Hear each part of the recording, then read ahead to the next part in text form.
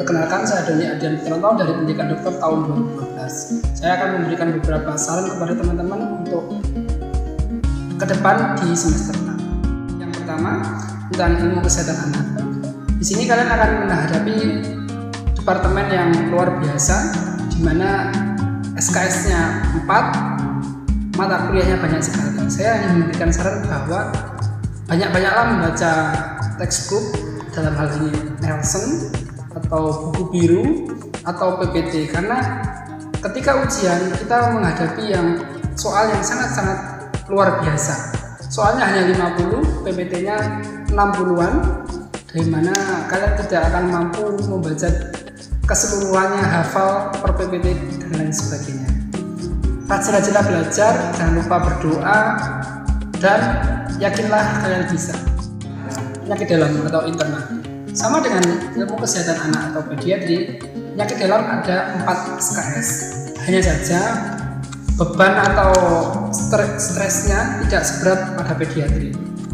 Kalian bisa membaca tentang penyakit dalam ini di buku ajarnya, diterbitkan langsung oleh departemen, atau mau membaca Harrison sekitar 4.000 halaman, atau PPT. Tapi menurut saya kalian sebaiknya membaca Harrison, karena di situ adalah sumber dari segala yang ada di kuliah.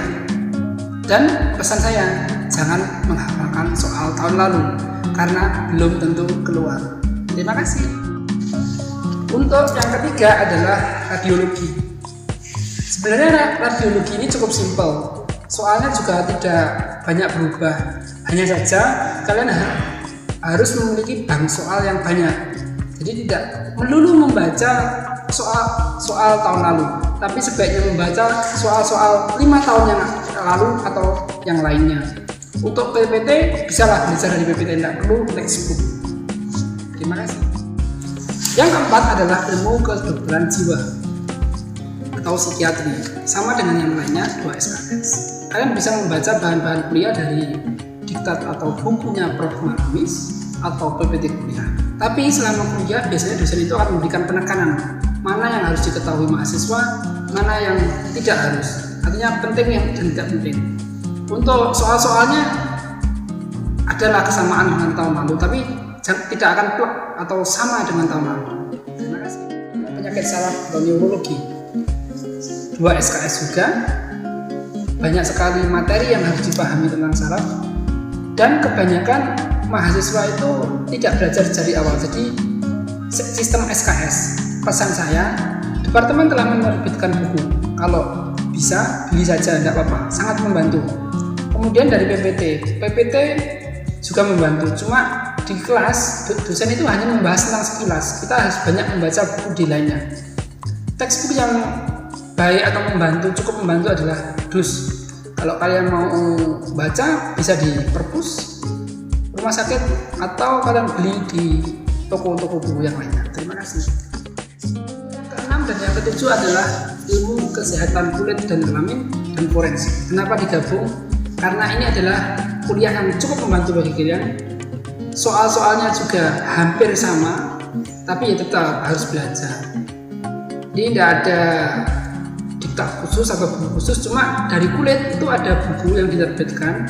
Kalau mau beli silakan. Dari PPT juga itu sudah cukup membantu, sama dengan forensik seperti itu. Kalau mau beli buku ya juga silakan, cuma dari PPT sudah cukup membantu. Terima kasih.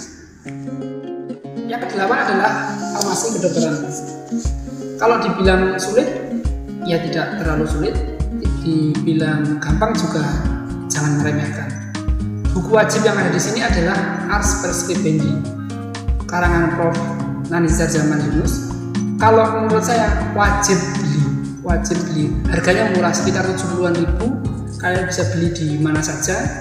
Dan ini saya sarankan beli, kenapa? Pasti keluar di ujian.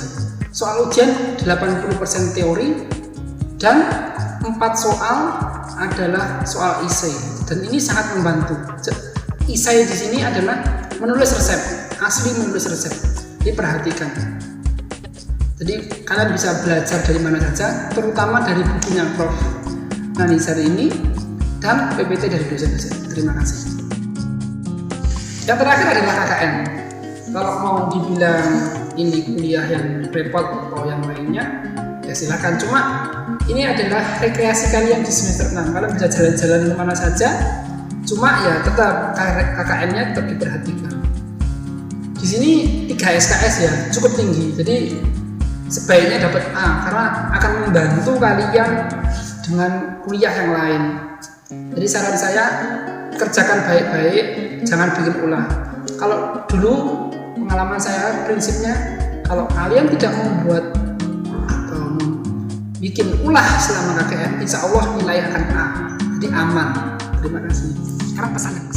Akhir kesempatan ini bahwa belajar dengan baik, jangan menunda-nunda dalam belajar. Bisa belajar sendiri, belajar kelompok dari buku dan lainnya. Yang perlu kami tegaskan di sini adalah jangan pernah nyontek ataupun membuat kecurangan apapun. Kenapa? Kalian adalah dokter dan dokter akan dimintai pertanggungjawaban.